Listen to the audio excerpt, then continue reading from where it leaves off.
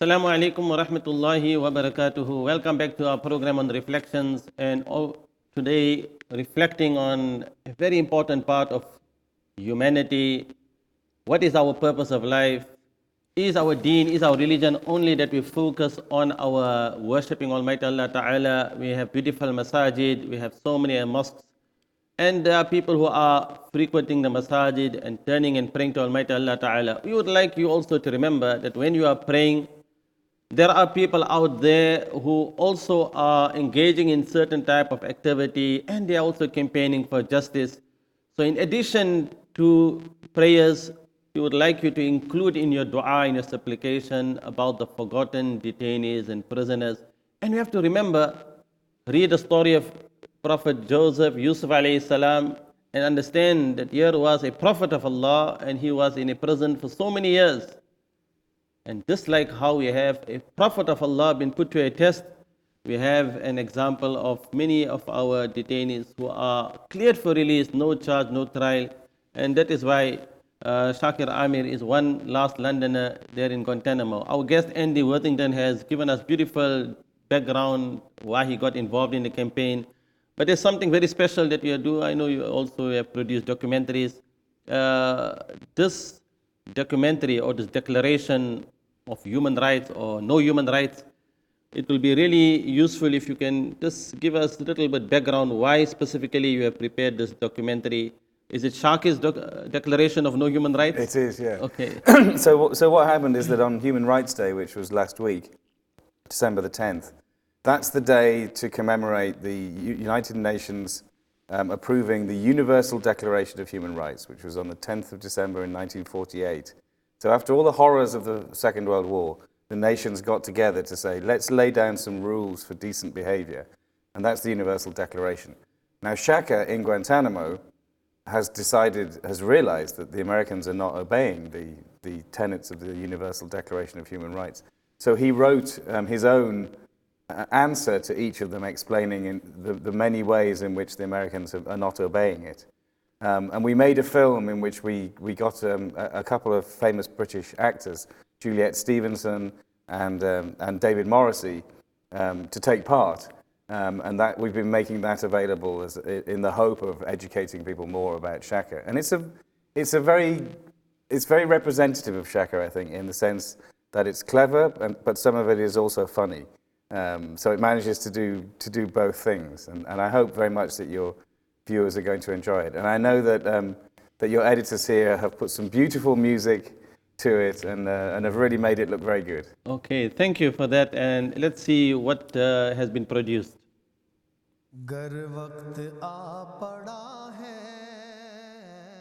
Shaker AMER is the last British resident held in the prison at Guantanamo Bay. He has a wife and 4 children, all British citizens, living here in London. Cleared for release, and yet inexplicably, he continues to be held.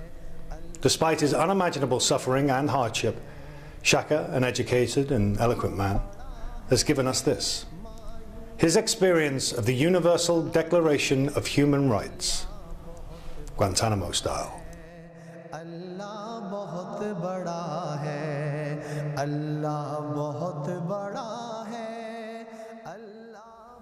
I have been in Guantanamo Bay for 12 years now.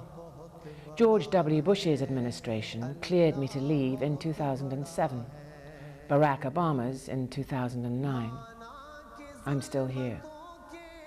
By generously providing me with additional time in a single-cell operation, in other words, solitary confinement, the US military has allowed me time to make a closer study of the Universal Declaration of Human Rights. No one shall be held in slavery or servitude. But any inmate of Guantanamo Bay has to be shackled and cuffed for any step he takes outside of his cell. No one shall be subjected to torture. But everyone in Guantanamo shall be subjected to as many different forms of torture as Donald Rumsfeld, or whoever is playing the part of Donald Rumsfeld, can imagine. And this shall continue until they are released. Everyone has the right to recognition everywhere as a person before the law. Everyone in Guantanamo Bay should be recognized only as a number and will be referred to as a package when being taken from one reservation to the next. No one shall be subjected to arbitrary detention, arrest, or exile. In light of this rule, the US would prefer it if the world ignored the fact that the men in Guantanamo have been arbitrarily detained for many years. Everyone is entitled in full equality to a fair and public hearing by an independent and impartial tribunal. Still, hundreds of men shall be held beyond the law on an island prison in Cuba for over a decade. Everyone charged with a penal offence has the right to be presumed innocent until proven guilty. Those held in Guantanamo are guilty until proven guilty and are also guilty after proven innocent. The authorities at Guantanamo Bay shall interfere with each detainee's privacy, family, home, and correspondence in every way possible. They will censor a young son's correspondence to his father because it says, "I love you." They will degrade the detainee's honor and reputation as much as possible, including watching them shower or use the toilet. They'll insist on groping the detainee's genitals in a scrotum search anytime they leave their cells. Everyone has the right to own property alone as well as in association with others.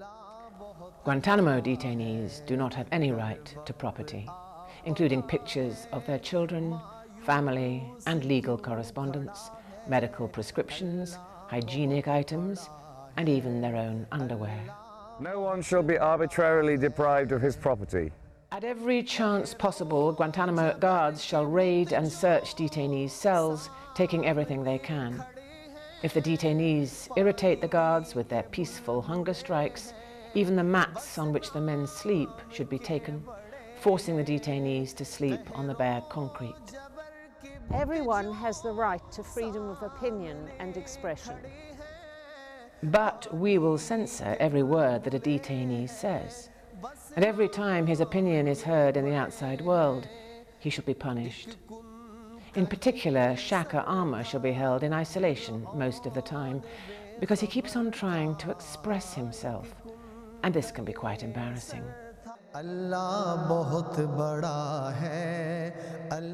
David Cameron assures us he has appealed for SHAKER's release. But it remains impossible to understand why he cannot get on the phone to President Obama and get SHAKER home again, given the special relationship. Let's all work to get SHAKER home. Here's what you can do. Submit a sign onto our website of you and your family standing with SHAKER. Write to David Cameron or write to your MP. Tweet David Cameron and follow us.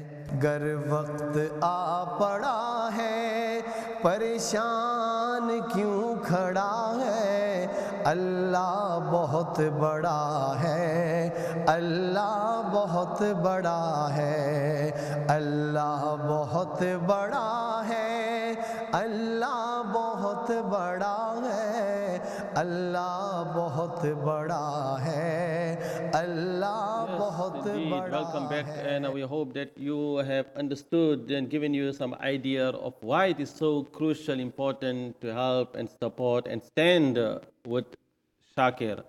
We have to stand, we cannot abandon. You know, part of our duty, Islamic duty, is to help and secure the release of the prisoners. And given that we know without certainty he is cleared for release, no charge, no trial. So, Andy, it will be very interesting if you can tell us something about Magna Carta and MPs coming together today in Parliament. What do you feel, given that so many MPs now supporting this campaign? Is there lots of rays of hope? Well, you know, I hope so. Magna Carta, I think, is potentially quite embarrassing for the government because 2015, we're nearly there, is going to be the 800th anniversary of the signing of the Magna Carta, which was when the barons forced King John to sign a document, and one of the things that it said was that the king doesn't have the right to hurl you into a dungeon and throw away the key. you have to be allowed to be judged by an independent judge to decide whether there's a case. So it was a prohibition on arbitrary imprisonment, which is actually what's happening at Guantanamo, because these are men who have not been charged or tried. Shaka has never been charged or tried. It's the really important thing to remember about Guantanamo is these are not people who were charged with a crime. We know what happens. You get put on trial, and if the jury finds you guilty, then a judge sentences you and you're put in prison, and that hasn't happened. So that needs to be clear that they are innocent. Well, they're not necessarily innocent, but nothing has been established against them. And so in the there's case no evidence against them. There's no evidence that has been used to establish a case.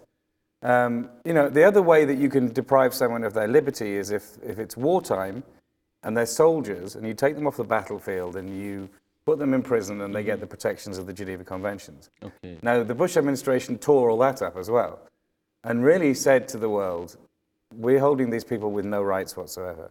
And that's the fundamentally horrific thing about Guantanamo, which is why it should appall anybody, whatever their background is. So that's the background. And Magna Carta was, you know, initially it only applied to the Lords, but gradually it became extended to everybody. And what it became, something that originated in Britain, that spread around the world, became this amazing thing where anybody, rich or poor, man, woman, child, young, old, any kind of background, you were protected from the king or from the government or whoever, throwing you in prison and not having to explain why.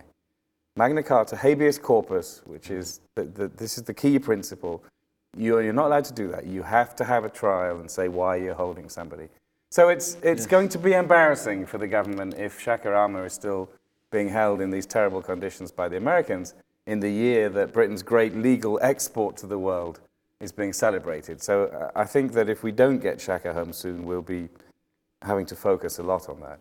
Okay, and another point is, given that he has been kept away from his family for so many years, you know, and being given that his wife is British resident, children are born here in Britain, it'd be interesting, I mean, to point out, I mean, you have maybe heard from Clive Stafford Smith, SHAKER AMER is born in Saudi Arabia, is born in Medina, in the city of the Prophet.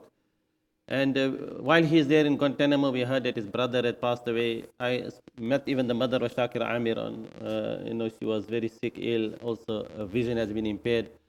So how would you say that here his family is British, children are British, and SHAKER AMER is a British resident? So do you think that there's some, what we can say, from America and Saudi Arabia, or do you think that is causing a delay? What do you feel? Yeah, I think that's what we've heard over the years at various times, is that the United States would like to send him back to Saudi Arabia. Right. That maybe the British would like him to go back to Saudi Arabia, because he certainly wouldn't be as much at liberty to talk freely if that were the case. But this is the absolutely crucial thing, and it's one of the main things that we're focusing on in this We Stand With Shaka campaign. It doesn't really matter what the Americans would like. It doesn't really matter whether the British would like that either. The fact is, Shaka's wife, who's a British citizen actually, not even a resident, yes. You know, all of his family, his wife and his 4 children are British citizens. But crucially, Shaka is a legal British resident. He was granted indefinite leave to remain in this country. The government has an absolute obligation to get their man back from the unjust circumstances in which he's being held. And that's where we're trying to hammer away at David Cameron on this one, because he keeps saying it's up to the Americans. And, you know, and actually in the end it's not. It's up to him to say we need this to happen. And there is a very strong relationship between our two countries. And, you know, this is one of the things that has been getting the MPs rallying to the cause, and has been getting people like Peter Oborne, chief political commentator of the Daily Telegraph, involved. Has been getting Alistair Burt involved, who, when we had that parliamentary backbench meeting in Westminster Hall, after we got the 100,000 signatures, the man who was working with the government, the MP, who was representing the Foreign Office, representing the government point of view, was Alistair Burt, MP for up in Bedfordshire. Now, he's now not not part of that process. He's a backbench MP. And he recently came out very vocally saying, I think enough is enough. I think it is absolutely time to look at Shaker's case again, time to get him home, bring him home now. He put this out as a tweet. You know, these are establishment people who are looking at the facts the way we're looking at the facts. 13 years without charge or trial in a prison that all decent people know is an aberration, you know, is something where the Americans were scared, they overreacted, they did terrible things in response to the terrible thing that happened to them. And they created this monstrous prison where people are held without being able to establish their innocence, without being able to have any mechanism whereby they're going to be released. I think they could be there forever. Yes, indeed. And this, I think, is what's happening. So this is why it's been so reassuring over the last few weeks to see so many MPs getting on board. And we had 5 or 6 MPs who came today to Downing Street to hand in, I came up with this idea that it's Shaker's birthday, and that what would be a good idea would be to make a giant card to go with the giant inflatable figure. The giant card that would say, "Happy birthday, Shaker, welcome home." And that was for David Cameron, to say to the Prime Minister, and then inside it says, "Dear Mr. Cameron, this birthday card for Shaker Amar is for you to give to him when you welcome him back from Guantanamo at the airport." To put pressure on him, to try and, to be honest, to try and, you know, embarrass him. Because it's up to him. He is the man who needs to pick up the phone and say to President Obama, you know, I'm getting more and more and more people here in the UK telling me that enough is enough. Even my friends are telling me enough is enough. And, you know, I think what your viewers need to know is that it would be very good for them to talk to their MPs. And honestly, I think if they're living in areas where there's a significant Muslim population, then their MPs are going to be are going to be open to hearing from their constituents about these issues. Which is to say to them, the MP in Battersea, is also supporting the campaign. Absolutely. No, I mean, she's been very supportive, but she's now a minister in the government. And when you're a minister in the government, you're not allowed to kind of take part in this kind of campaigning. But I think up and down the country, there are MPs more and more willing to get involved. And so this is a very good thing to do, is to contact the MP. Yeah. So more and more MPs are suggesting that the constituents need to contact them, and they should at least join this parliamentary group that has been set up. Absolutely, yeah. Okay. But also, you know, to ask them to say to David Cameron, to get in touch with the Prime Minister and to say, you know, we have had enough. It is time for Shaker Amar to be brought home. I'm sure this information will be on your website. We stand for Shaker. We stand with Shaker.org. Yes, indeed. And I mean, it just brings to mind, you know, as you are speaking about, you know, we all are the children of Adam for that point, you know. And if, for example, if somebody asks me, where would I love to go to? And if I know, even though I'm living, you know, where I'm born in South Africa, for example, if somebody asks me, where would I like to go to? I would like to go to my wife and my children. Yeah. So if somebody asks Shaker Amir, although he's born in Saudi Arabia, for example, but naturally, every person will want to go to their family. And this is what he wants, basically.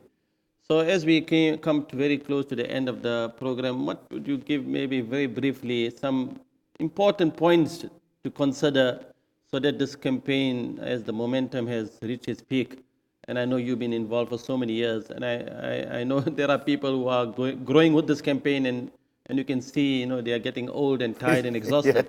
So what do you think? I'm sure you are still fresh because you keep yourself foot on the bicycle.